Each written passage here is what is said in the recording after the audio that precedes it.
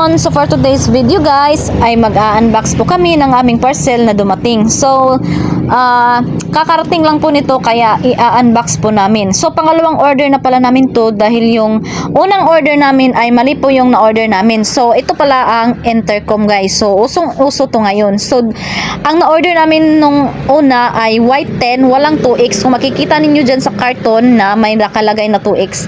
Kasi yung white 10 lang po siya ay pang ano lang po yun, pang sagot ng tawag or pang music.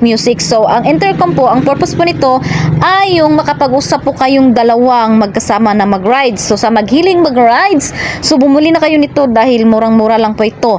So nasa 600 plus lang po ang isa nito at dalawa po ang binili namin kasi yung purpose namin makapag-usap kami while nagra-rides kami dahil malayo na po minsan ang pinupuntahan namin kaya kailangan na mag-intercom para hindi ka makafeel na matulog kasi makapag-usap kayong dalawa.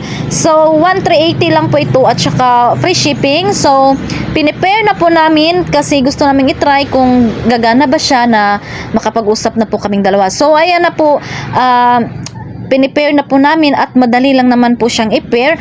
At saka guys, kung sino ang gustong bumili nito, ilalagay ko po ang link sa comment section or sa Yellow Basket. So, tingnan nyo lang po sa ating Yellow Basket, dyan ko po nabili.